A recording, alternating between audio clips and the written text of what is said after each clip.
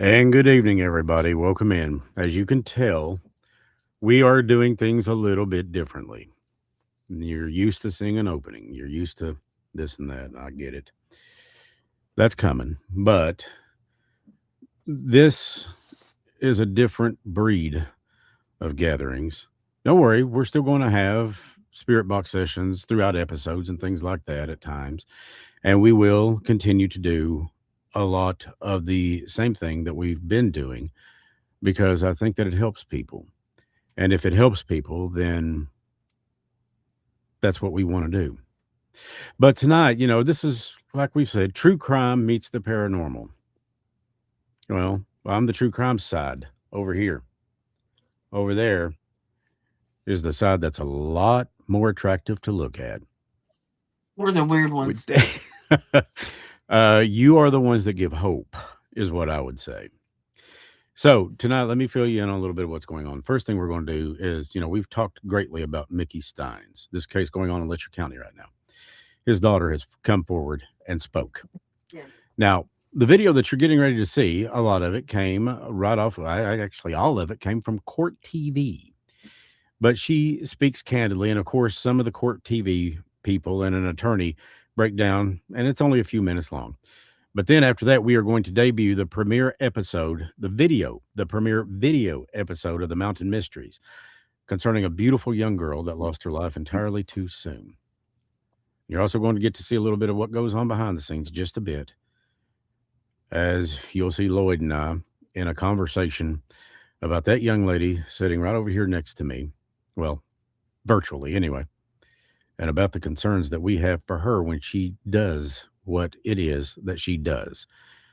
Anyways, enough talk. Let's get started. First off, we are going to go to the Court TV video in which the daughter of Mickey Steins talks. She has some really good points, and you can tell that she's obviously hurting very deeply. And I get that. I understand why. Here she is.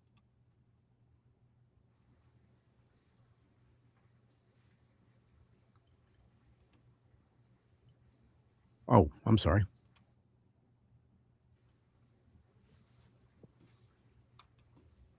Speaking out for the first time on TikTok about how her father's homicide case is affecting her. Now, Steins, seen on video, shooting Judge Kevin Mullins, his friend, in the judge's office a year ago, right after the two just enjoyed a nice lunch together. Now, rumors started swirling after the preliminary hearing in the case, where the investigator revealed Steins making a call from the judge's phone that was reportedly to his daughter. Now, reports have come out after a grand jury testimony revealed that there was not a relationship of any sort between the judge, Steins' daughter, or Steins' wife.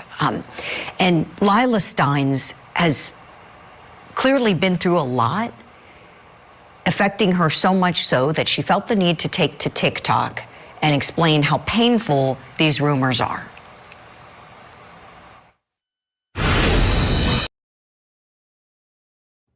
You all not have anything better to do than to sit and gossip? You are taking my pain and making it your pleasure. You're taking our stories and turning them into big entertainment pieces, jokes, and for that matter, you're making it your income. Since when did that become okay? Okay, so let's talk more about this, because something isn't right.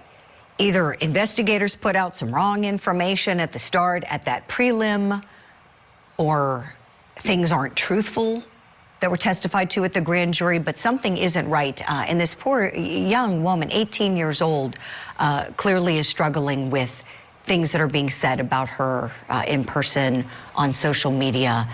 Let's bring back in Attorney Matt Roberts. He's the chief trial attorney in the Muskegon County, Michigan District Attorney's Office.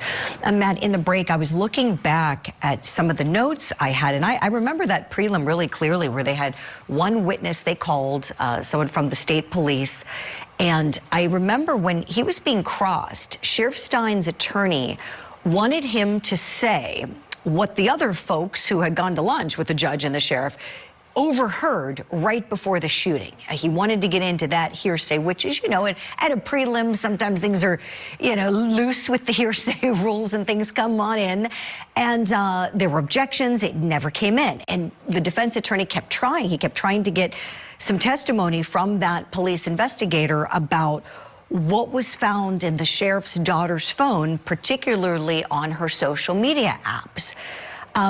So my question is, this started somewhere. Why is the daughter even mentioned if there was no relationship, as is being reported now by police and by the sheriff's daughter, wife, testimony to the grand jury supports it. There was nothing going on. Why was it even mentioned at the prelim? And it seemed like the issue that the prosecution wanted really hard to stay away from. The investigator was super tight-lipped about it, and the defense very clearly wanted to hear it. They were trying to get it out. Something isn't sitting right with me, Matt. Tell me how you're feeling about this. Well, I think it's probably coming from the defense standpoint of they're trying to, again, to explain these actions. And obviously the tricky part is you're dealing with a person who appears to be suffering from some type of mental illness or mental defect, and that's what the cause was here. So I think they're thinking in his mind, he's thinking something happened, and whether it did or not, that probably really doesn't give a legal defense to the charge here. It's more of an explanation type thing. So I think there's an effort by the prosecution to keep that out as much as possible, because the result here is this is toothpaste you simply cannot put back in the tube. Once this comes out, this young girl's life is exposed here, and it probably is anyway. So, maybe having a more thorough examination of it is really the only way to actually get to the bottom of it and to put all these questions to rest. So I think that's what's going on here. I think it seems clear that the sheriff believes something was going on. That really, it seems to be the only explanation that makes sense with the other facts when you look at it with the phone calls and maybe some things that were said just prior to those folks leaving. But is there a legal basis for that to come in? Probably not. And at prelim, certainly you're not going to present that type of evidence because the sheriff's not going to testify at the prelim. So why bring that out? But, again, a little bit of information can do a lot of damage here. You're right, Matt. A little bit of information, and if it's wrong information, yes, as you're saying, it can have big-time repercussions, as this child is clearly feeling them. So backing up just a moment, I want to dovetail off of a great point that you made, Matt. You were talking about how even if there was nothing going on that's substantiated, but if the sheriff believed it, you were saying how this could possibly come into the defense. I want to explore that more with you. If there is potentially a heat of passion defense you can see here, how might that play out legally for him? Well, certainly you can have inconsistent defenses, if you want to put it like that. If you want to pursue just the overall insanity defense or some type of diminished capacity, if that exists in Kentucky, that's certainly one option to go with. Another might be to basically try to mitigate this down to like a manslaughter type of situation and say that because of this situation that he believed, for whatever reason, whether it's justified or whether it's not, in his mind, if he had a belief that there was something going on here, that was something that he just simply could not overcome. And like you said, the heat of passion type argument that would get this down to manslaughter. So that might be where they were attempting to go. Now, it doesn't seem that they're going to pursue that or continue that any further. But I could certainly see that becoming an issue if there is something for the defense to back that up, whether it's those conversations again before those folks left, or if there's some other evidence here that could be presented. That would be how it would come in. Yes. How about right after this shooting? The state police officer says as soon as he's called, he sees Stein comes out of the courthouse, has a blank look on his face, takes his gun out of the holster, puts it on a table, so he's surrendering his duty weapon. And then he made a statement to the effect of, "They're trying to kidnap my wife and my daughter." Matt, right there, I think that's an incredibly supportive statement to show something was going on with his state of mind at the time this occurred. Oh yeah, absolutely. It seems clear in his mind, whether it's diluted or not, or supported by any basis in reality. It seems clear in his mind that he felt that he had to do this. It's not a situation, obviously, where he's taking his gun and he's just going through and shooting everybody in the courthouse. He's very calculated in what he does. He gets the witnesses out of there, doesn't put anybody else in harm's way. All things which could certainly help hurt his case when we're talking about an insanity defense, because he understands the wrongness of his actions. So it's clear in his mind that there's something going on here, and unfortunately now his daughter particularly, and perhaps his wife as well, are going to get dragged into some discussion about it if that's the way this ends up going. Yeah, exactly, Matt. Tell me, when we think about defendants, obviously this is a very unique defendant. He's the sheriff in the county, has had a clean record.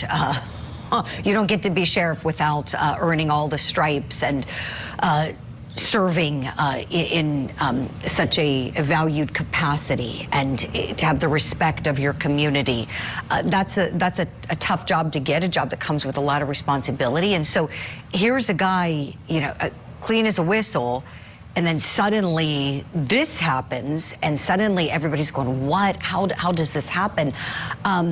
I'd be concerned if I'm the prosecution on this one. I know they've got the videotape. I know this isn't a question of who did it. Yeah, he did it. He definitely did it. The video shows that he did it. But his state of mind, I'm just convinced, was either, as you said, Matt, insane at the time, or possibly suffering from, heat of passion, which, as you noted, would mitigate and turn this into manslaughter.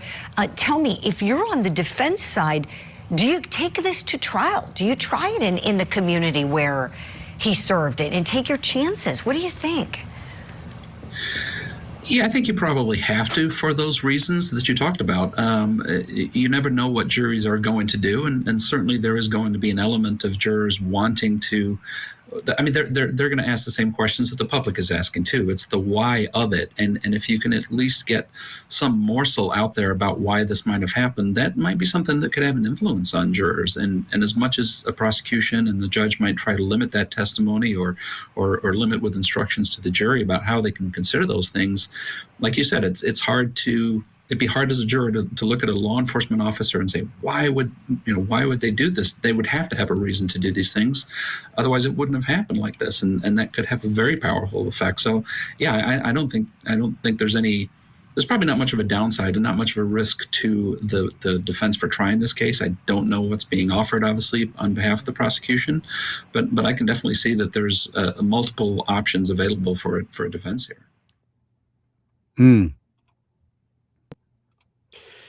Okay, so I think everybody knew that was going to happen. Sooner or later, she was going to come out and she was going to say exactly what I figured she would probably say. And I loved it because of the way she put it, and she said, don't you have anything better to do? I think in the very first episode of this podcast that I ever did, I talked about the rumor mill and the gossip mill and how disgusting it is, and that's why, is because of the way that it affects people's lives. Here's the truth. We don't know for a fact. We know that obviously the judge was shot, killed. We know that apparently Mickey did it. Now, I don't know the man personally. I've never met him. Matter of fact, before all this happened, if somebody had looked at me and said, yeah, Mickey Stein, I'd have said, never heard of him, because I hadn't. I know the sheriff of Floyd County, and outside of that, that's about it. Some state troopers, but I don't keep tabs with the who's who and where's where and all that. But I do think that Court TV host, the lady, had a very solid point when she said the whys of it. We know we've got the who's, we've got the how's, but we don't know the why. Right. Why did he do that? Listen, something had to have provoked him. Now they're saying that there was nothing going on there, and I'm sorry, this thing is going a little goofy tonight. Let me put Stace back on here. We good? Yeah, you're good, honey. That wasn't you. That was there we go. Okay. So I don't think it was me. Well, it was me on the computer, or the computer, maybe. But anyway, why? Now, what's going to prompt some? And keep in mind, he had just an Good hour point, Charlie. earlier, maybe an hour earlier, or 30 minutes earlier, half an hour earlier, had lunch with the guy, and Yeah. other people were there too. I knew that, but yeah, I'm with Kayla on this one. Kayla Tanksley, something's going on, and that's the same thing that the court TV person said, the lady hosting the show. And even the attorney, in his own roundabout way, was like, look, you don't do something like this unless you're prompted, unless you've got motivation. Now, what is stronger motivation than protecting your family? Exactly. I mean, I don't know exactly what's going on here. We got somebody in the chat room that says that they don't think that the judge was having an affair with the daughter, but more than likely the wife. It's entirely possible. Yeah, I mean, it's possible. But I do think that something was going on somewhere, and the truth has not came out yet in its entirety, and it may never. Right. So, here's the thing, though. I do think that Lila had some very valid points. And here's the thing. Her life is never going to ever go back to the way it was before all this. That's just a sad truth, especially in a small town. I mean, this kind of action would have made news in New York or Los Angeles or anywhere, let alone Whitesburg. I mean, come on. So there she is, stuck with that. So my thoughts and prayers are with her. And I'd like to see the truth come out so justice can be served. But I honestly don't see a man who had no criminal record before any of this, nothing whatsoever. I mean, for Pete's sake, he was the sheriff of the county. And it's just like the lady said, you don't get into that position because you were out here pimping on the street corner or running backdoor drug deals or something like that. You don't get there like that. This guy was a stand-up guy. So, I mean, what happened? What prompted him to do this after, like I said, 30 minutes, maybe an hour before he had lunch with him and other people too? I mean, there were several people at the lunch apparently. So, okay. So anyways, now we are up to debuting, and I'm sorry, I'm not going to be able to see you guys for just a second as I find what I'm looking for here.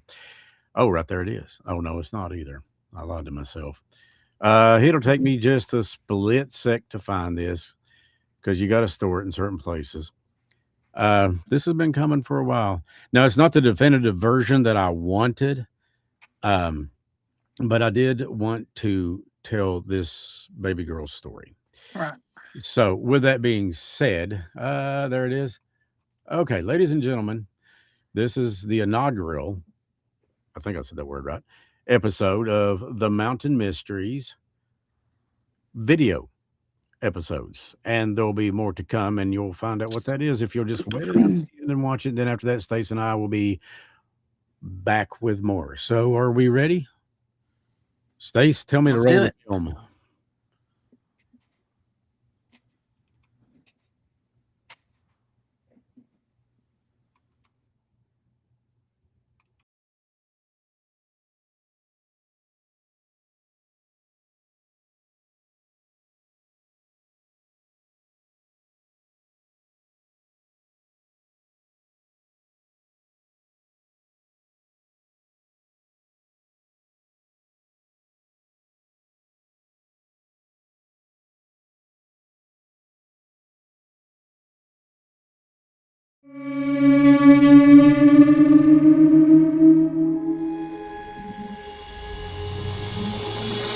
I will be the last to fall.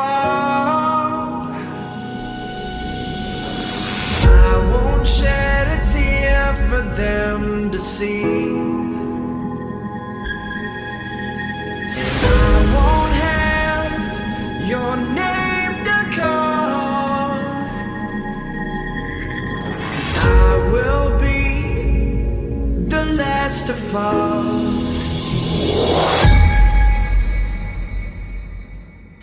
The missing, the murdered. The families are desperate for answers. And Debbie called me and told me that she'd been murdered. And that's how I found out. Paranormal experiences from ghostly confrontations, cryptid creatures like Mothman. If this isn't disturbing enough, we gotta show you something. Over here. To UFO encounters and more. And in the sky was an object that looked like the size of a satellite, and all of a sudden the thing starts doing S-turns. With over 24% of North America being mountainous, the number of mysteries is astronomical. These are the Mountain Mysteries. With a studio base in the heart of the Appalachian Mountains, here is your host, Chris Slone.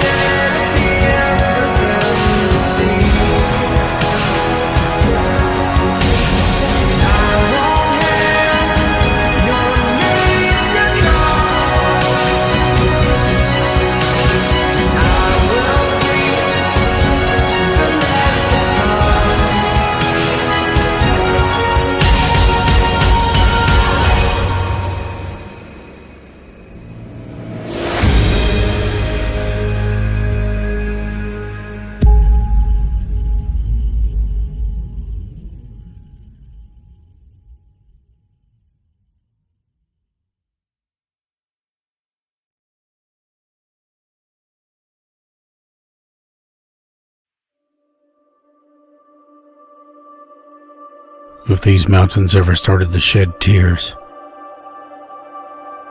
they'd never stop.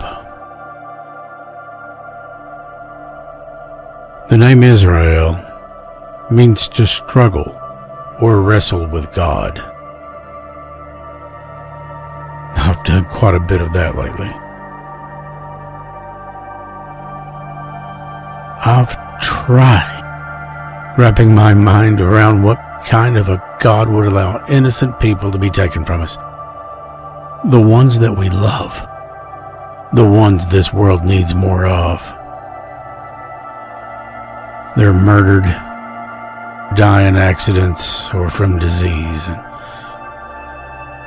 While the others, they get to stay behind.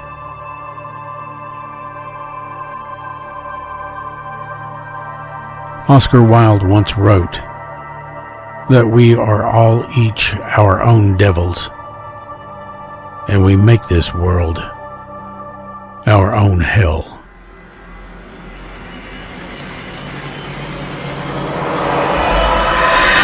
No.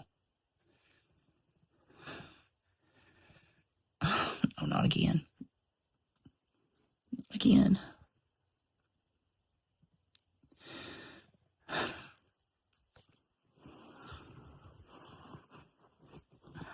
Come on, Chris. Pick up. Hey. I need you to come over for a minute. I'm having the dreams again. Yeah. Can you come now? Okay, thank you.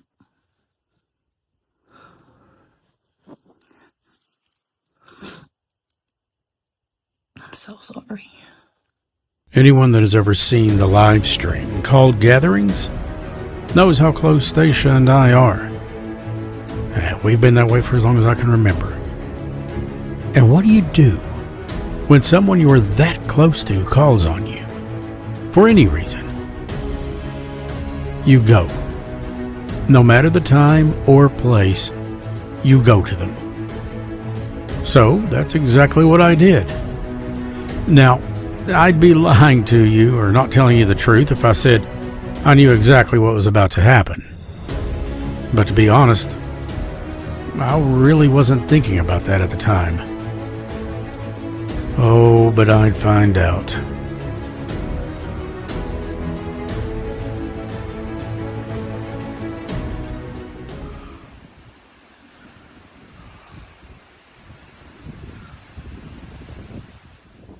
Look, it's not that I doubt your mad skills. But are you sure this wasn't just a dream? How many years have we been doing this? Talking about this, doing this. And whenever I tell you about the dreams and things that are going on with me, I leave a lot of the things out. I can't leave this out. Why? I mean, Stacia, the torture that this child went through. yeah, but it's 3-4 years ago. And it's already been solved. There's no mountain mystery to it. No mystery. Her prick dad killed her, and now he's getting passed around a jail cell like a peace pipe. Something's calling me to her. And you know, when I tell you that, I've got to listen to my heart. Yeah, I've been sick. Everybody knows that. Yeah, I do. I get it. Your husband, the last thing that we want is to lose you. I get it. That can't happen. But I have to follow my heart. You know that. I can't let it go. I can't let her, I can't hear her crying anymore to me. I've got to do something to not let her be forgotten. To at least let her know that we care. This thing's where she's at. She knows. I'm going to get some to drink. Chris, I need to talk to you about some things. What about? Every time that Stacy gets a feeling or something comes over her or anything to that nature, it just completely wears her down. She can't sleep. She's up. She can't function. I mean, it takes me a week or two almost to get her back to normal. It's just really, really bad when this stuff happens. Well, I knew it was bad. I didn't know it was that bad. But so what do you want me to do? I mean, what I really need you to do is, I'm thinking that you're the only one that can talk to her and try to help her through this. I need your help. Man, I'd love for her to walk away from this shit. You saw it earlier. I tried to talk her out of this. I've known her since she was 8 years old. It's a part of who she is. I can't. Asking her not to do this is like saying, don't be you. Don't be who you are. The only thing I can promise is that if I'm going to do this shit,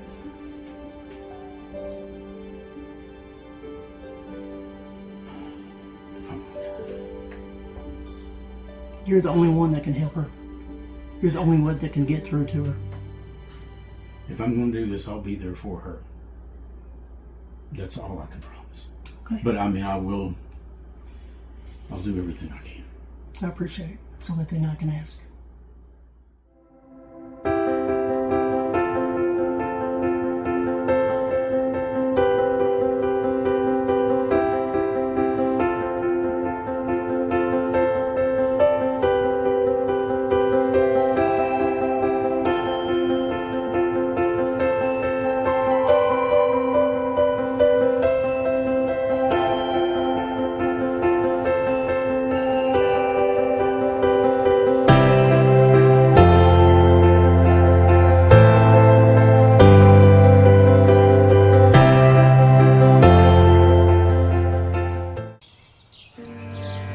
How could anybody have a problem on a day like this? If I told you that I was all gung-ho about this whole thing, that'd be a crock of it. I know every time Stace gets involved in something like this, whatever this is, it takes a piece out of her. Yeah, she helps people, but it takes something from her. I could already see that this was taking more than any of us were comfortable with. You know, I've done over 80 episodes of this thing in the form of an audio podcast by myself, for the most part. And it's jacked with me in ways that I never expected. I can't even start to imagine what it would do to her. To be honest, I wasn't sure I wanted her to go along with this. I'm still not. One of the good things about what I did for a living in radio and, well, what I do now in this media thing is that I've gotten to meet and hang out with some really cool people. I met and spent some time with Eddie Money, Taylor Dane, and, well, that list goes on. And then the guy here, Tyler Main. Now, he was well known for playing Michael Myers in Rob Zombie's remix of Halloween, and he also played Sabretooth in the Deadpool Wolverine film, and oh yeah, you might have heard of this one. Remember the movie with Brad Pitt called Troy? Yeah, well, he played Ajax in that movie, and a bunch of other things. I'm sorry, my mind wanders from time to time. Good thing, I guess. Otherwise, I'd go crazy.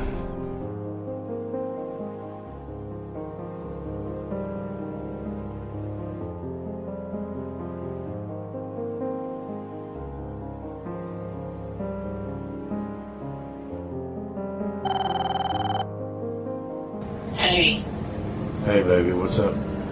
How are you doing? I'm alright. How about you? You know. Yeah, I do. I miss her too. It'd be a lot easier if she were here. She believed in the podcast. She believed in the gatherings. Chris. She believed in you. In what we do.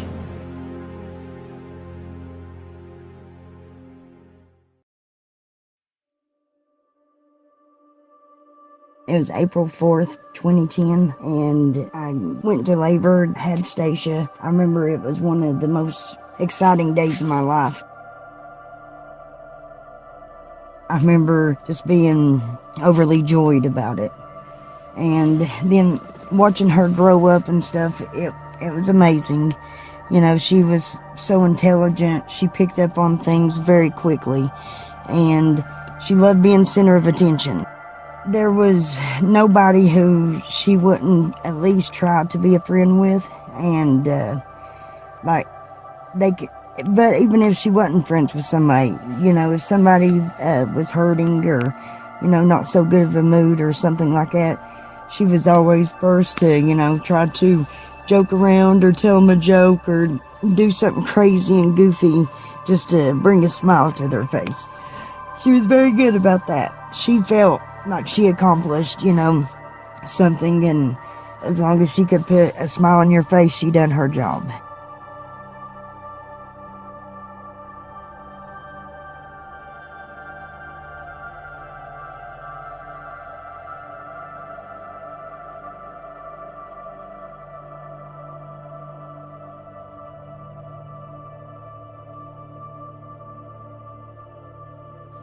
When I heard about it, the circumstances of me not being there, her dad was he came and got me from work.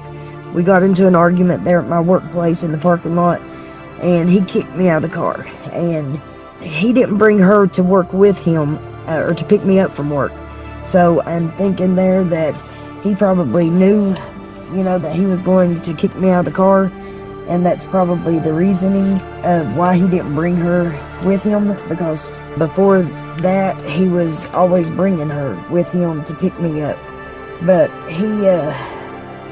told me, I wasn't allowed to don't come back to the property, the trailer, or nothing like that, because we had our trailer on his mom's lot. He told me that his mom would have me trespassed if I even tried to come. So I went through the proper channels of, what I was advised to do in order to, seek my custody back of her. Not per se custody legally, but just her in my possession. Therefore, where he kicked me out of the car, I was rendered homeless. So at that point, I had to try to make a place for her.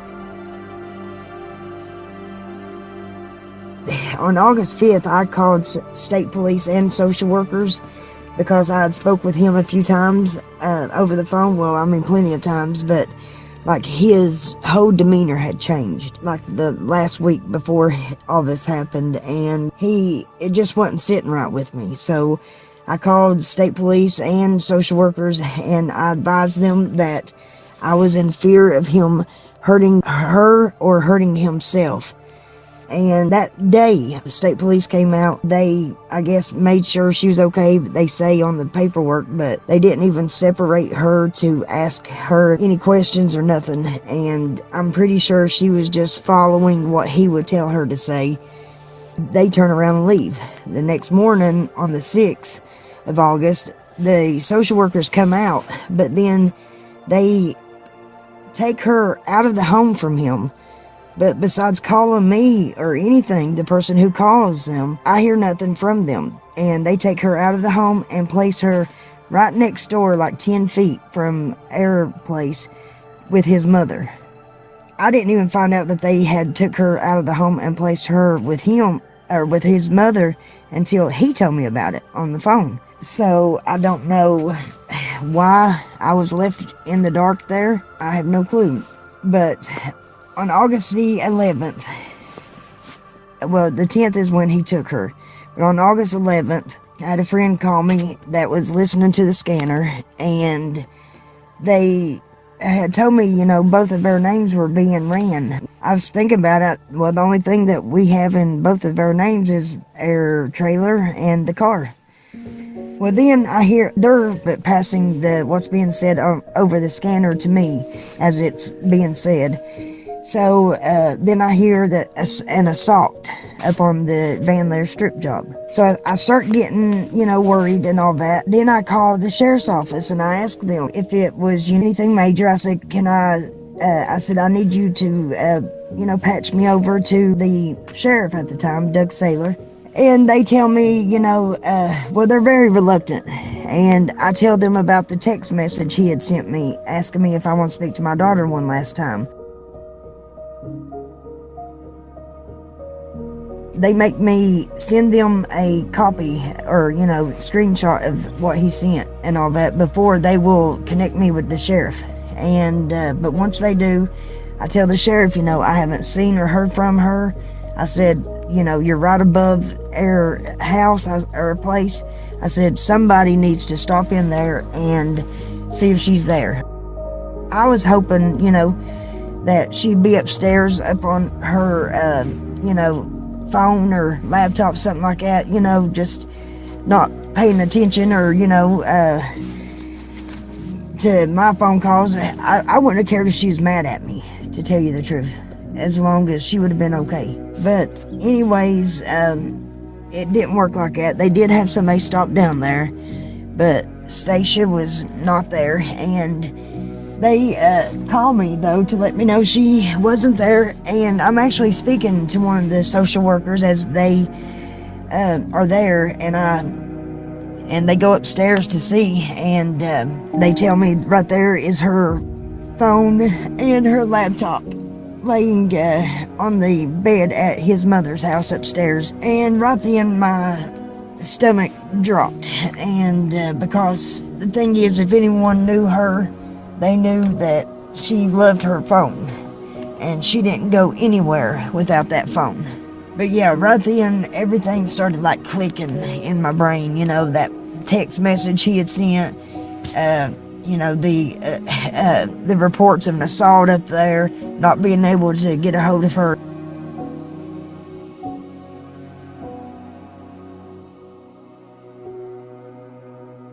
had the worst fear in the world right then come over me. And I tried to shake it off, but it just wouldn't go away. And so when I'm on the phone with the sheriff's office, they asked me, he's like, well, are you sure she ain't in school? And I was like, no, I'm not. I was like, actually, and then I was like, oh, I was like, Summer, you're crazy, you know, hoping that, you know, that's like, you know, does Summer, that's exactly where she's at. Well, I was like, I'll call the school right now, and I said, and see if she's there, and I said, I will call y'all back and let you know. Well, I call the school, and they tell me, no, that she's not present. It's like the second day of school when I call. Then I was like, well, okay, can y'all tell me, was she present yesterday? And they look on the computers, no, she was absent the first day of school as well. Yeah, then I'm convinced, though, something's wrong. I need to find her, you know, I know something's happened. Now, whether, you know, it be her getting dropped off somewhere or whatever, I didn't know. I just knew that something wasn't right. Something wasn't adding up. So we start, you know, trying to brainstorm every possibility anywhere he might have dropped her off at, because by then is found, you know, whenever that his incident on the strip job wasn't an assault. It was actually a self-inflicted gunshot wound. I was frantic, and the people who helped, I know they were trying their best to, you know, locate her and all that, hoping that he had dropped her off before, you know, he'd done anything and went up there himself or anything like that, and all that happened. We was hoping he dropped her off at the fridge, just anyway, anything, you know, but that information never came because there was nowhere for her to be found at. I was in Elizabethtown at the time whenever they had located her finally, and I was still hoping, you know, that she was going to be found somewhere, but then it wasn't like that. I was on my way back to Paintsville that evening, that night, and reports start coming across on the internet before I even speak with the sheriff, and telling me that, you know, her body had been found, all that. So it was pretty devastating to get, you know, the information, or for everybody else to know, you know, what was going on before I even got the word of it. Still to this day, I don't know why I wasn't informed, you know, sooner. I really don't know. I've asked, but that answer's never been given to me. But it took a little bit for me to even ask, you know, what happened or anything like that. But then they tell me, you know, that she had also passed away from a gunshot wound. Okay, well, but then it gets worse by me finding out it wasn't just one gunshot wound, it was 3 gunshot wounds.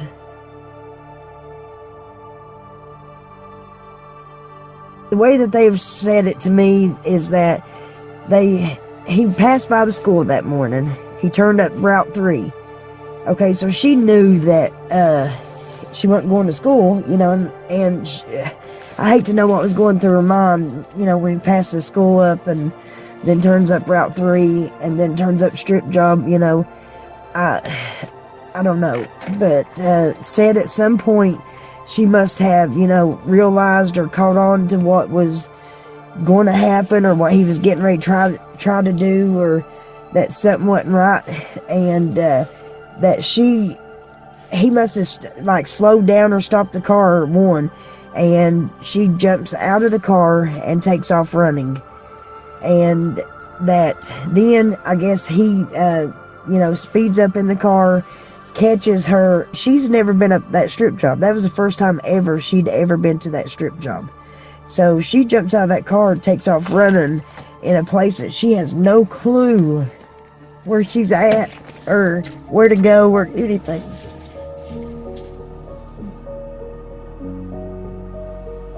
But he catches up with her in the vehicle while she's on foot running, and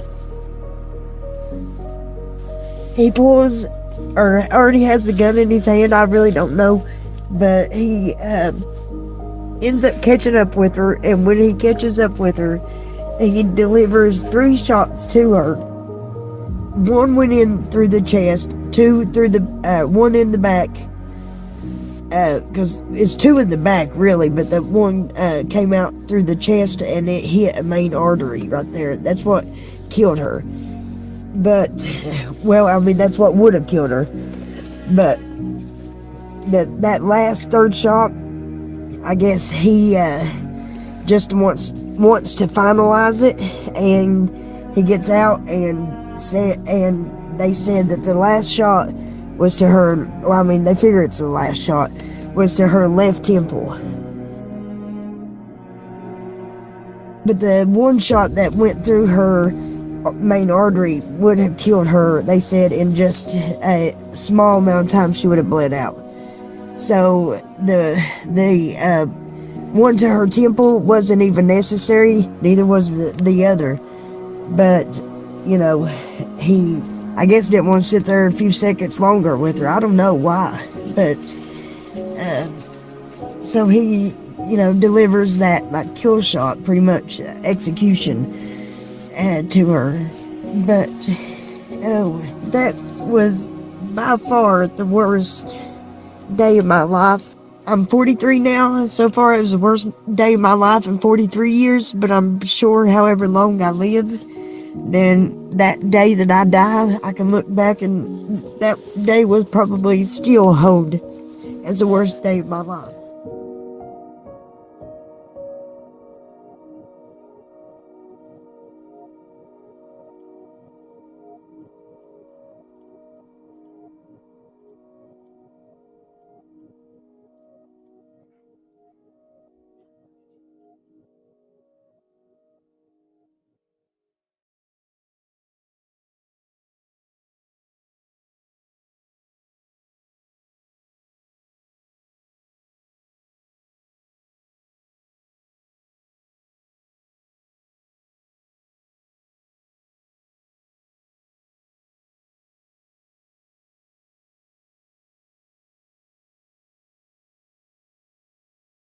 I'd rather him die the same type of death that he made her endure. I think he should have got more, more of a penalty. But then again, looking at everything, the whole picture, he'll be in the penitentiary the rest of his life.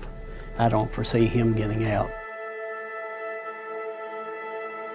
You know, one of the things this podcast tries to do, at least, is expel rumors and seek truth. I've never been a big fan of rumors. People who don't know spreading what they don't know to people who have even less of an idea and probably care even less.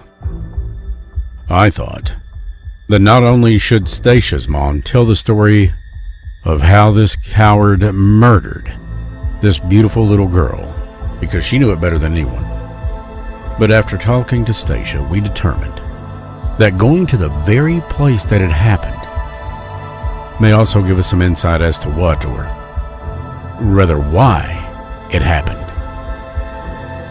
I mean, what was the motive behind this? What could possibly convince anyone to do something like this? I'll never wrap my head around it. But we were about to uncover things. And some things, as I'd find out, are better left covered.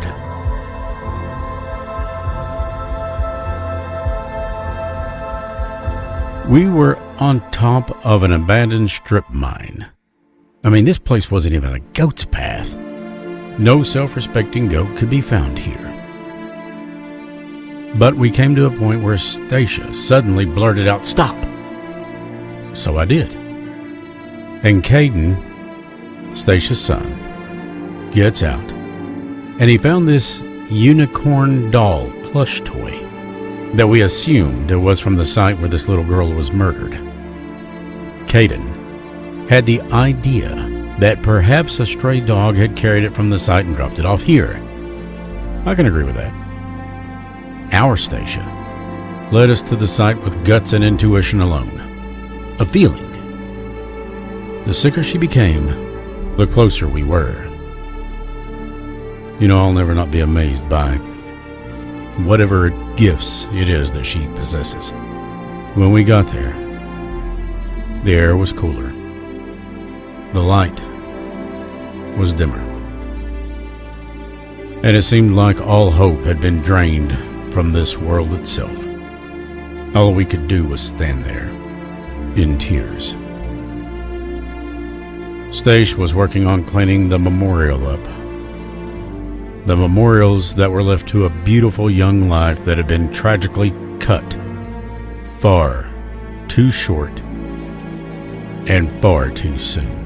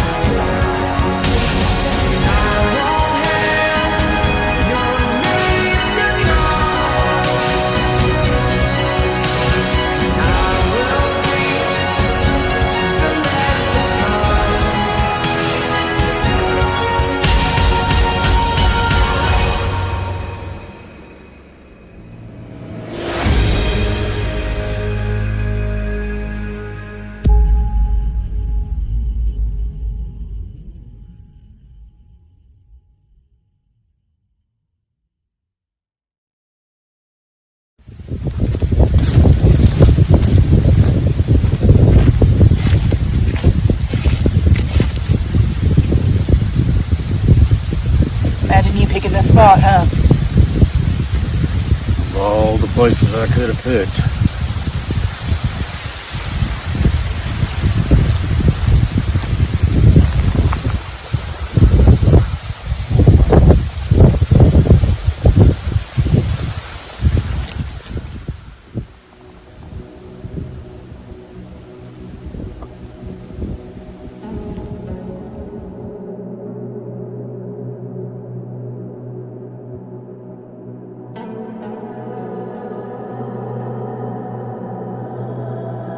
And on this gurney there was something covered up with a white sheet, and they just pulled the sheet down. And when they pulled the sheet down, I stood there still numb. I went over and I touched April's face, I touched her arms. It was cold, it was clammy.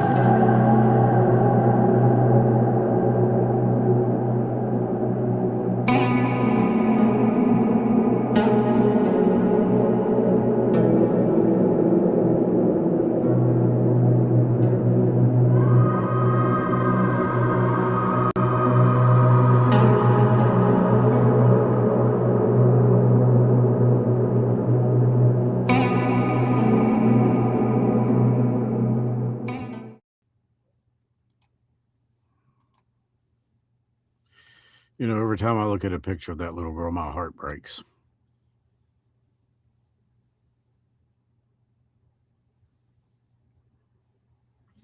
I just don't see how anybody could do that.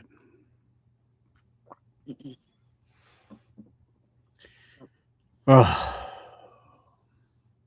but a great big, and I say this in complete sincerity, a huge thank you to Summer. Thank you, for sir. for telling that story of your daughter. I couldn't have done that any better. And she did it so remarkably well. But honey, your daughter's memory will go on. But God, I'm so sorry that you had to endure that, and I am so sorry that she did. It's God, talk about a nightmare. Indeed. Yeah. There we go. So, there was a question or two that popped up there in the chat, and I'll answer that. Amanda had asked who was Robin. Robin was somebody that Stace and I both loved very dearly. Her name was Robin Troxel Burchett. She was a beautiful, beautiful woman. Had an incredible smile, a beautiful soul, and we lost her October 7th in a car accident. But she believed, and what Stace said on that thing was true, because I mean, I'd actually told Stace that when I said, she believed in the podcast, she believed in.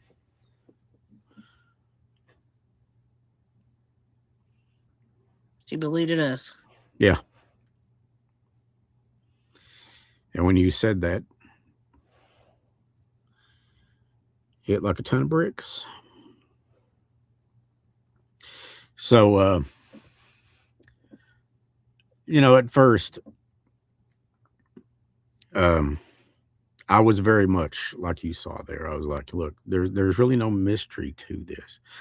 But then it hit me. It's just as important, if not more. Well, I'd say it's equally as important that we remember them. And Stace kind of got through to me on that. So I was like, well, how do you fight the truth? And what you saw with Lloyd there, it's true. He is genuinely concerned for her, and so am I.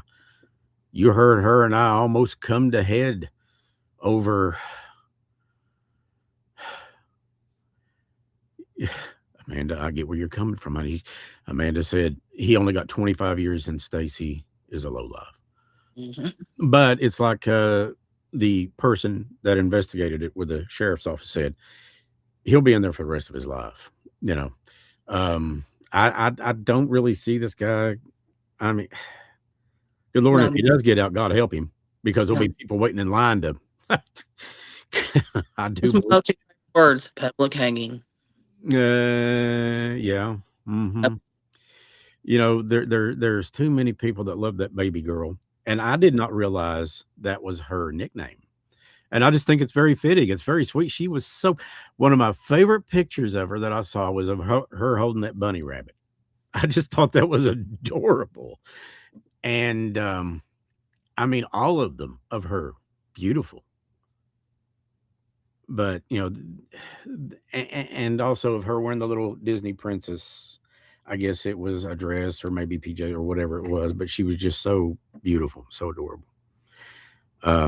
So I was honored to be able to do what little bit I could there with telling that. And, oh, you're welcome, Amanda. You're welcome, honey. Yeah. It's taken me, this was back in October of this past year. And, it's brought Stace and I closer together, and her daughter, Chelsea, is family now to us. She is just, oh God, Amanda, I'm so sorry, sweetie. She lost her son in a car accident a couple years ago. Me and Summer both have lost. Yeah. Yeah. I can respect that. I do. you're welcome to come here every Thursday night. Add me on Facebook. I'd be happy to be a friend. And if there's anything that I can do to help, I will, because I know what it's like. I lost my, if you're just now learning who we are, Stace lost her brother. I lost my mom and dad 30 days apart. Then a year later, I lost my best friend who was like my brother. And then another best friend to COVID. Yep. And Robin and I were very close. We were not dating at the time that she passed, but we had gone out. And man, let me tell you, she was just awesome in every level. But I had my head so far up my ass at the time because I was running a radio station, an apartment complex, and just too busy to realize what was really important, which are people.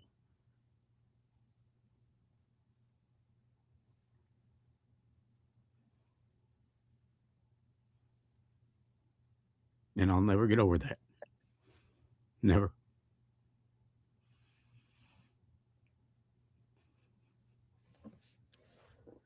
Right there.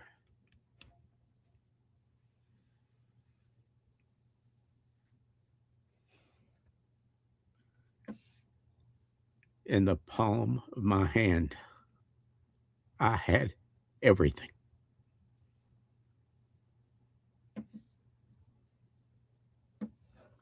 And didn't see it.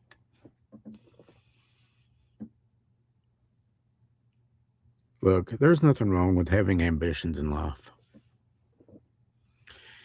Certainly not.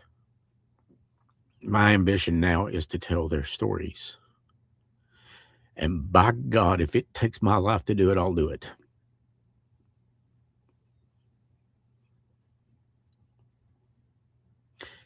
There were several times before that I had thought, well, it's ran its course and I'm done with it. Now, anybody that knows me will tell you that I love my kid more than anything in this world. But even she couldn't get through to me. Robin did.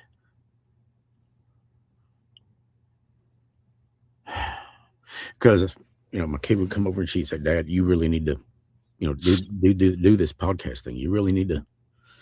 And I was like, it's been done. I said, because my initial intent when I started it was to just do one or two on April.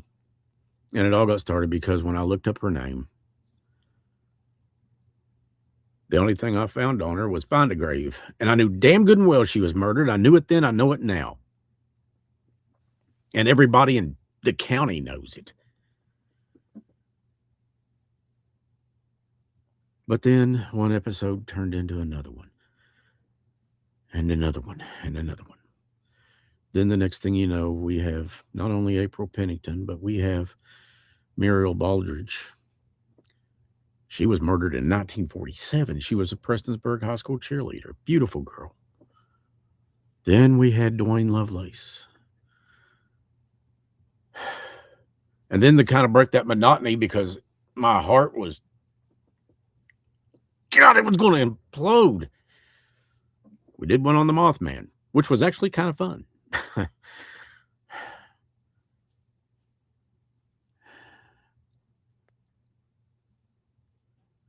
And then we did one.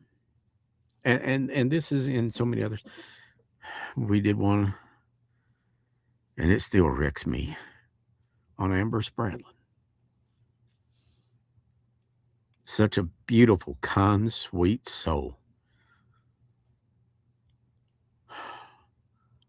I would ask any judge and jury to just give me 5 minutes alone with him.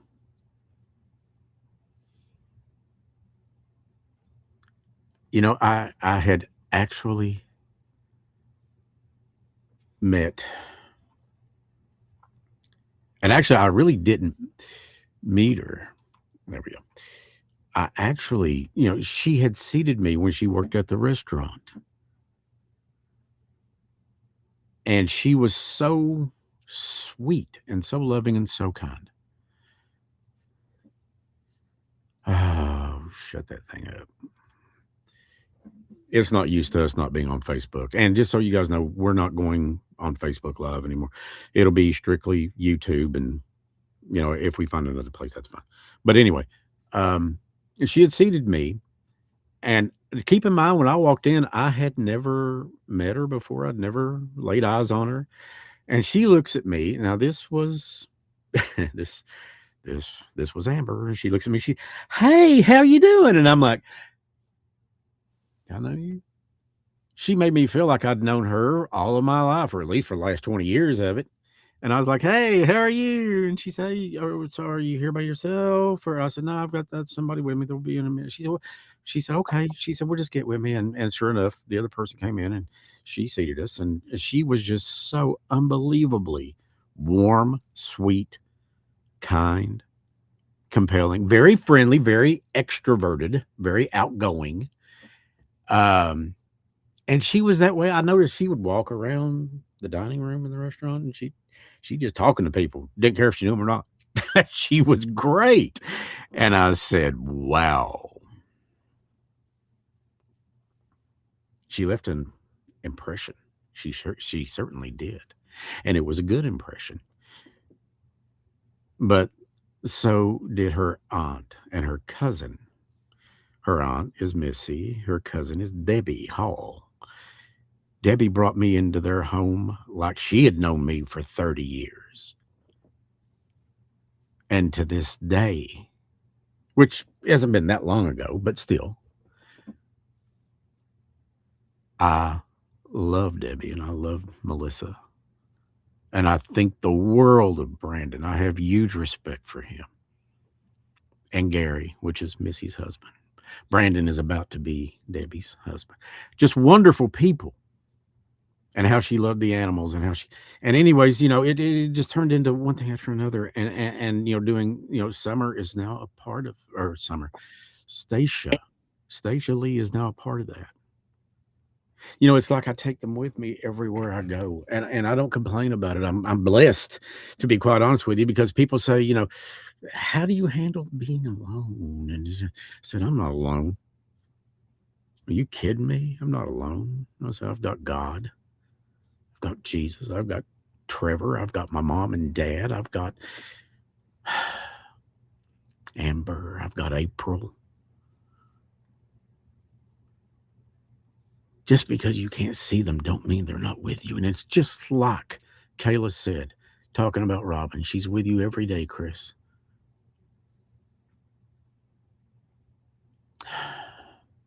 And you're right, baby. It'll eat you alive if you let it. Mm-hmm. But Stacia has her regrets too. I have mine. Chelsea has hers. We've talked about this. But something that Robin believed in so much was love and bringing people together. And my God, did she ever do it. See, I had never met, I'd heard of Chelsea, of course. Robin talked about her children and her grandkids. My God, was she so, an awesome Mimi, an awesome grandma. That was her. Yep. And really, when you looked at her, you'd think there's no way in hell you can be a grandmother. You just don't look nowhere near old enough. And did she did not look like she was remotely old enough. But she was so proud. And she loved so fiercely and so hard. But that's who Robin was. Yep. And I'm very honored. And I say thank you to Summer for allowing and asking us to tell the story. I just hope I did it some kind of justice, baby. I do. See, I met Summer years and years ago when she was, I think, about 17 or 18. I'm guessing somewhere in that neighborhood. When I worked for the radio station, it was at a Halloween movie thing at the SIP Theater, and I dressed up as a, don't you say a word, because I know Lloyd's in the background. He'd be waiting. I dressed up as a Jedi Knight. That's when episode 1 had just, it was pretty big. And it was like a Halloween thing, and the radio station I worked for put on a thing where, at the SIP Theater, we showed, like, I think it was Nightmare on Elm Street, Friday the 13th, whatever it was, a couple of different movies. And that's when I first met Summer and just thought she was really cool. She was really awesome. And I think she had a sister, if I'm not mistaken. and her mom or stepmom or somebody was had been working for the station, and we met that way, and hadn't touched base in years and years and years until this happened. And I think she actually, yes, Chris Skywalker. Actually, I was Chris Kenobi. I was the young Obi-Wan Kenobi. I even had the hair braid and the green laser sword and all that. And I was just ready to whoop some Sith ass all over the place. So it's thank God it didn't turn out. Because in the middle of the movie, I accidentally hit the button and my lightsaber came on, and Summer thought that was just hilarious because I just embarrassed the hell out of myself in front of everybody. But yeah, Chris Skywalker. Yeah. No, it wasn't. No. But we had fun, and anyways, when I think she came to you, didn't she, Stace, and approached you about it, and then Stace came to me, and I was like, yeah, yeah. But it was just I'd always had dreams about her and seen her little face. yeah, you told me that several She times. turned around and I guess was looking back. I can just see her little face, and I don't go into detail. She had such a pretty face. I mean, she was just a beautiful person. She was a beautiful girl. Stick with me, and I love those little smiles she had when she was holding the bunny and when she was just being Stacia. When she's just being baby girl, she was just so adorable. And I'll never forget the EVP when I was walking away from her. Yes, Amanda, I did. I was in broadcasting for over 30 years. I worked at several radio stations. I was on the air from LA to New York and different places here and there. I was on the air a while back in Phoenix, and the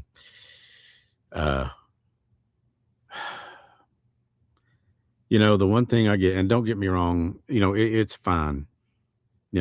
People have to make money to earn money, and I get that. In other words, the business has to make money in order. But when it becomes all about that, my belief in broadcasting is, number one, radio is a public trust before it's anything else. You tell these stories and you try to be as unbiased as possible, which good luck with that in today's media. I mean, I find myself sometimes being biased because I just cannot tolerate the idea of any grown man, if that's what you want to say as a man, killing a child or hurting a child or some, God, and I'll use this word so loose. Let me say this: any grown adult of the male species killing a woman with such viciousness, a woman who had never done anything to anybody. Damn you, Lloyd. I figured you would have dressed up like an Ewok. I knew it was coming. But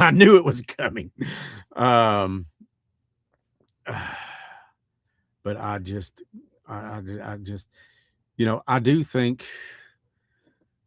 that you have the right to protect your life and the life of your family, your children, definitely. Absolutely. And, you'll never hear me going off on somebody that's done that. But to just go out there and blatantly murder somebody, that's defenseless.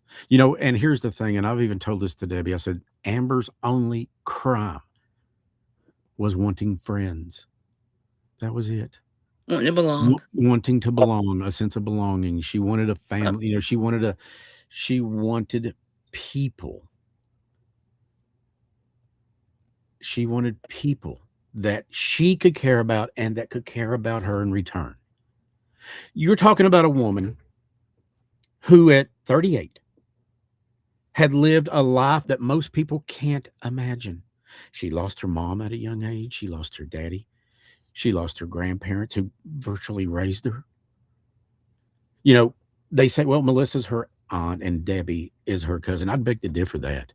Melissa was like her mother and Debbie was like her sister. I've seen it. I've sit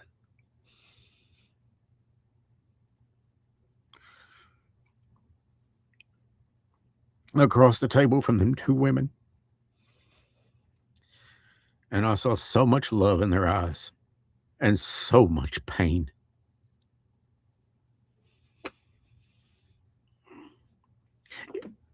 The whole family dedicated their lives to helping other people. Debbie's a doctor. Missy was a nurse.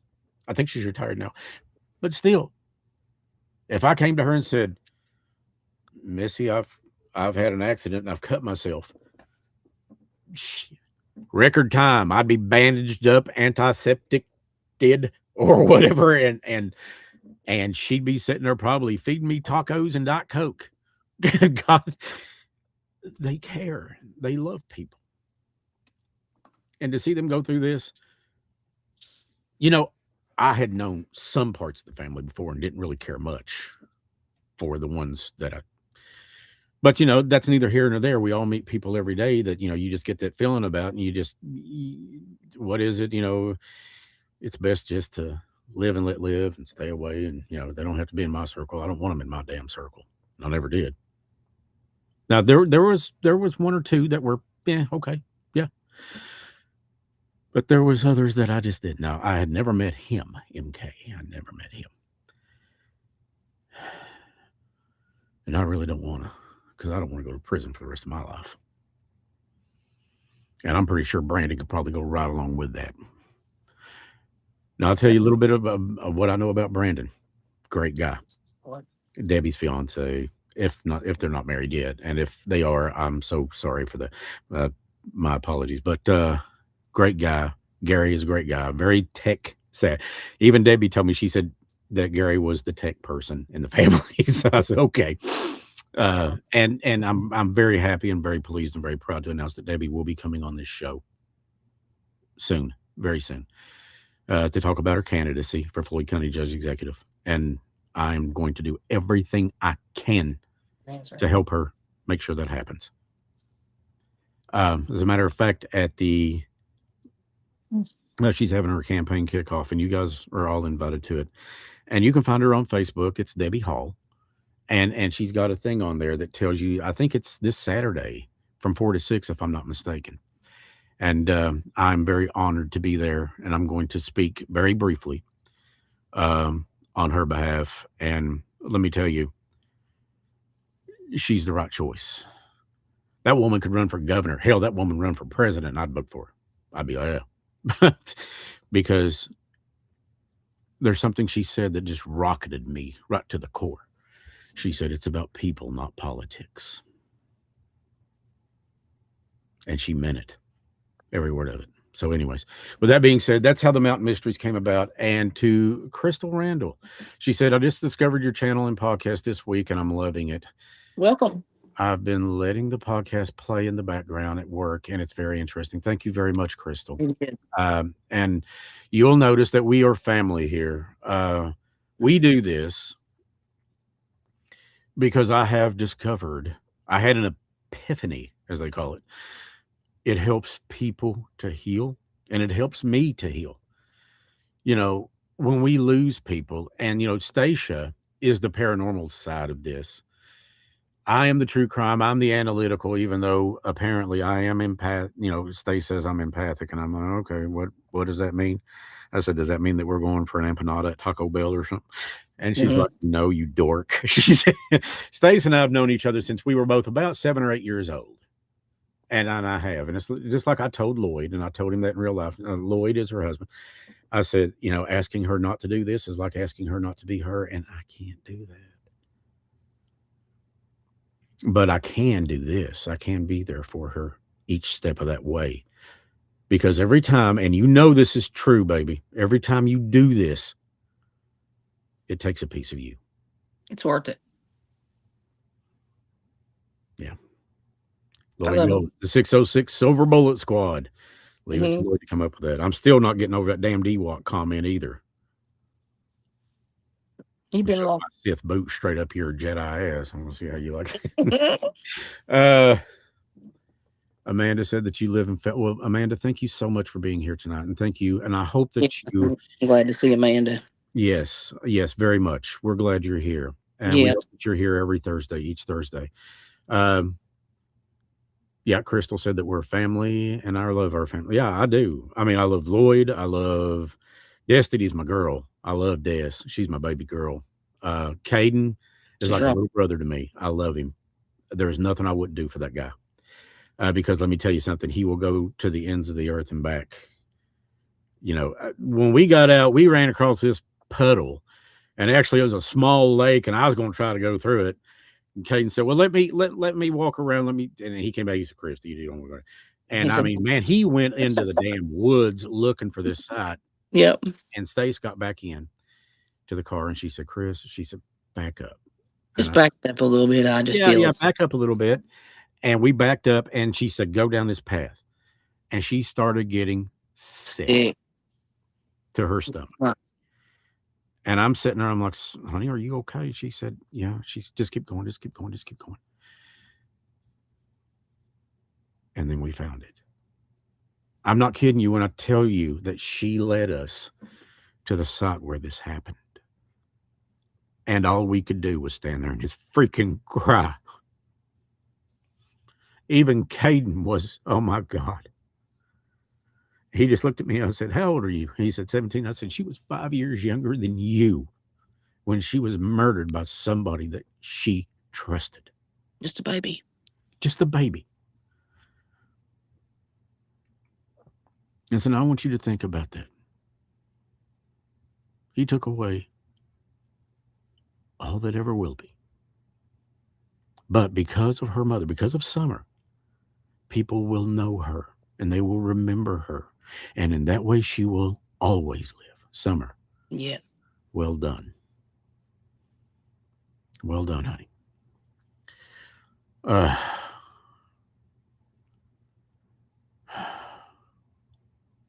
love you, Candace. I love everybody too. They're so great. We have, and I recently came to the conclusion that we don't have followers. We don't have subscribers. We don't have fans. We have believers. I'll take a believer over any of that any day of the week, because a believer will be right there by your side no matter what. And and do they believe in me and Stace? Maybe not. I don't know, but they believe in what we do, I think, and that's trying to help ease. I think they've proven that. Oh, they have, time and again. Let somebody come in the chat room and snap and watch everybody. I love my family. Yeah.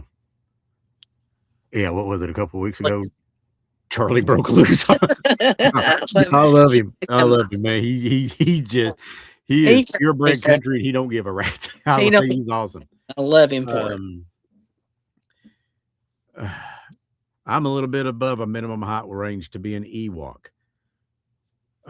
Yeah, so that's all right. Lloyd and I give it back and forth to each other all the time. I mean, we're constantly passing puns back and forth. But with what we do, because Lloyd's a big part of that too. He's a huge part of it. With what we do. He's hankering for a hunk of cheese. Oh God, don't even bring that up. Well, I don't know if you guys remember that the ABC School After special, the little cartoon with a guy with a big 10-gallon hat is filling 5 gallons flat. I'm hankering for a hunk of cheese. Lloyd goes around singing that. But anyways, if we don't have some kind of a sense of humor, as warped as it may be sometimes, yeah. I actually told a buddy of mine that who's a state cop once. He said, "Yeah," he said, "I get it completely." He said, doing anything like this whatsoever, he said, you got to have a sense of humor. It's a release valve, because if not, then it will tear your guts out. There's Charlie. Hey, Charlie. Hey, Charlie. Hey, family. You dang all right. But yeah, we do. But we all have a very strong sense of family. We do. But that's how the podcast came to be, and there will be more. But from the very beginning, I kind of had this idea that I'd like to do it in video form. It's just I didn't know how then. And I started learning, and now it's starting to reach fruition. And, they always say that God doesn't call the qualified, he qualifies the called. I think that's kind of what's happening here, because he's putting people in my path and in my life that are helping me with things that I don't understand yet and don't know, because I am learning the video thing. The voiceover thing, I've been doing that for 30 years. I've been on, airwaves in Los Angeles and New York. I've been all over Kentucky. That's not a big thing. I've done voiceovers for the Kentucky State Police, and they're, raffling, when they're raising money for the Trooper Island for the kids, which I love that. I think that's awesome. That's give, if you can give to them for that. You know, it helps underprivileged children understand that the state troopers and our state police are not a threat. They are a resource. It does miracles with that. Exactly, Crystal. At least you aren't scared. No. Crystal says it's funny listening to Lloyd. Yeah, it can be. We're both, I mean, kind of cut from a very similar cloth. Yeah, but yeah, you've got to have a sense of humor. That's true. But from the very beginning, now it's like there's people coming into my path that are teaching me, you know, video editing and more of the effects and things like that. Because when I tell these stories, there's a term out there called verisimilitude. Richard Donner had coined it in the original Superman movie, 1978. And verisimilitude means stay true to an element of truth, is roughly what it means. So even though you may see things in the podcast, you know, well, I'll just leave it at that. You may see some things coming up in these future episodes, video episodes, that you're like, wow, really? Even though some of these things are effects, the story behind them is all true. Stacia's story, which you just heard, that was her mother telling it. It's true. That's what she went through. And that's what she is going through. Summer, guess what? You're now a part of the family. So that's what I told you last week. You're now a part of the family. So trying to sound like Mr. Big on Zootopia. You gave me a rug made from the butt of a skunk butt rug. So I got a thing for Mr. Big on Zootopia. I have seen Zootopia, and I will be the first to admit it. I watched Zootopia Part 2. I took my daughter and her sister to go see it, and we all three had a hell of a time. It was funny. It was great. I loved it. I love Zootopia. I can't help it. So, but anyway, I can post that. I'll post it on the 606 Paranormal page. What's that, honey? Okay. The EVP that I got from Stacia's. Yes. We did not include that in the movie simply because I didn't get it in time for the final edit. And because there is some work that needs to be done to the EVP, and really all it needs is just a little bit of amping up. Mm-hmm. But here's what happened. We were walking away and Stacia said, I love you, talking to Stacia. I said, I love you. Say, baby. Didn't even know they called her baby girl. Nope. But Stacia said, I love you, baby girl. And we were walking off, and what did your EVP say? She said, I love you. Yep. She knows how I felt for the past years. She knows. From the start, you know, after losing her from the start on the show, I was always trying to see if we could hear anything and reach out and contact her. You know. And that's something else for the people that are new. For starters, let me say welcome, and we love you all, and thank you guys so much for being here. And I cannot be sincere enough in saying that. But also, we may not be doing it this evening because of the time constraints. But we got a lot done tonight with the Mickey Steins update and, of course, telling Stacia's story, which was utmost important to me. But you're going to find that we do, or that I should say we, Stacia and 606 Paranormal does a spirit box session live. And you, in the chat or in the audience, you can actually reach out and, you know, you can be a part of the chat. And you can say, you know, I'd really love to hear, if I could, from whomever your loved one is. And Stacia will try to help them to come through. Now, true, she can't control what is said and who comes through, because sometimes we get some pretty nasty rank comments coming out of that box. But it's not always. Now, do I recommend this program for kids? Not necessarily. You know, not under, let's say, I don't know. I'd say under Destiny's age, or, you know, under, let's say under 15, 16, probably not, even though they probably heard all this and worse before. Right. But little kids, no, definitely not.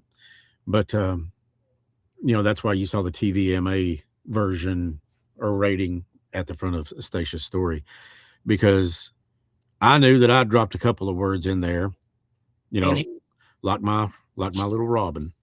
Good night, Charlie. Her favorite cuss word was shit.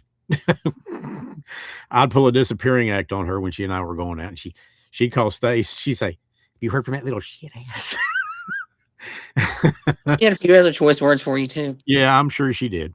But but you know, it was like the next day she called. She'd say, "Hey, I've made food. Why don't you come down and get something to eat? Why don't you come down and get some goulash or I made a salad?" God, I love her. But she was great. But I was known, I should say then, to pull disappearing acts. And sometimes I still do when I just need to be zip. And I've got a habit of just not talking to anybody, not saying anything to anybody. But I have to retreat and I have to get my mind straight again. Because it's like working on that episode. And let me tell you, the next one's going to be even April. That's going to be a tough one.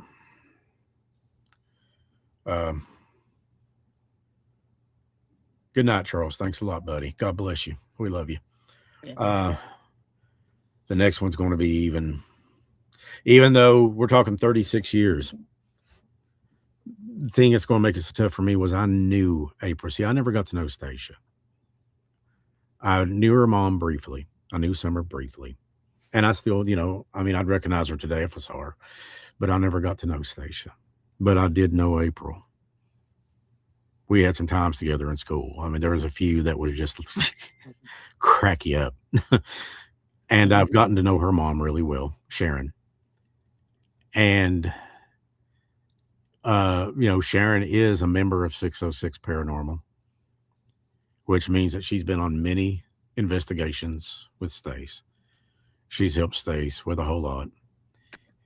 I am a honorary member, which means I answer the phones and take out the trash. And that's pretty much the extent of what I do. And I just make the videos and stuff and try to make things look cool.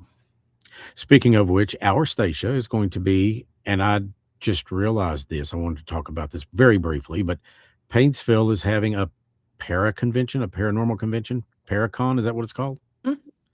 And that's coming in July, I think. And Stacia, our Stacia, is going to be there for that, which I think is completely and totally awesome.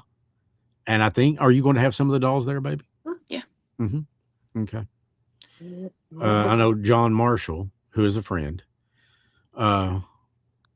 He is with the Ghost Hunter guys. Mm-hmm. And John has been involved in paranormal research for some time.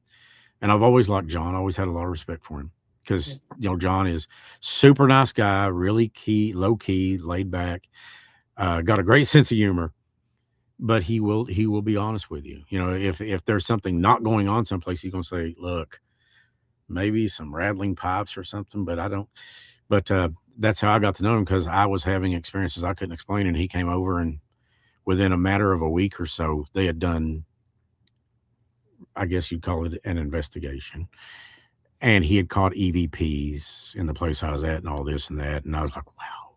And of course, that was my introduction to this kind of thing. And then, of course, Stace took me and taught me more and more and more and more. And I'm still learning. But yes, you guys should think about coming to the Para Convention or the Paracon, I guess it's called, in Paintsville. Stace, I'm sure that she'll have details on her Facebook page at some point before it gets here, but it's in July, I think. So you got a little bit of time to plan. So make plans to come down. And, you know, there's going to be several people there that are paranormal people that investigate and that, you know, have something to do with everything from cryptids like Bigfoot or Mothman to, you know, I guess Stacia's, what you would call what she does. If I had to call it anything, I guess a specialty, which is spirits, you know, dealing with people or helping people who have been here and who have passed on. And she's also dealt with other things that are much darker, much darker and much more malicious. So, but yeah, make plans on that and, you know, let them know, Stace, if there's something I can do to help them promote it, I'll be happy to. Okay. You know, shooting a video, maybe, we could do one thing that would scare the hell out of everybody. We could put Lloyd out on a street corner in a skirt and heels. That'd scare the hell out of everybody. And then we could just call him Chief Pimpaho from the Slap-A-Bitch tribe. Sounds like a good idea. Mm-hmm. Waiting on him to respond just anytime. Yep. You're looking. He's over there. Okay. So, but it's Lloyd. We all love Lloyd. Lloyd is just super cool. So there he is. Hey, Lloyd. Drop that thumb. Yeah. There he goes. He's on the headphones. Yeah, he's awesome. So he's but yeah, guys, thank you so much for being here this evening. And yeah, we hope that you guys will come out and check out Stacia. Again, that's going to be in Paintsville. As far as Yeah, we'll have some fun. yeah, it's going to be really cool. I'm sure that and she'd love to meet you guys. I'm sure. And then of course, coming up soon, we've got the Darkest Stories Haunted Doll Tour. And if you look on chrisslone.media on the Patreon page, you can see, you know, that there's a upper tier right there. Madonna says, "Oh my God, I have that on a shirt." Oh, I'm not surprised. But there's an upper tier that gets you backstage passes so you can hang out with Stace and Lloyd and maybe have dinner with us. And also on that upper tier, we preview the videos that like you just saw before anybody else sees them right here on this platform. It's private.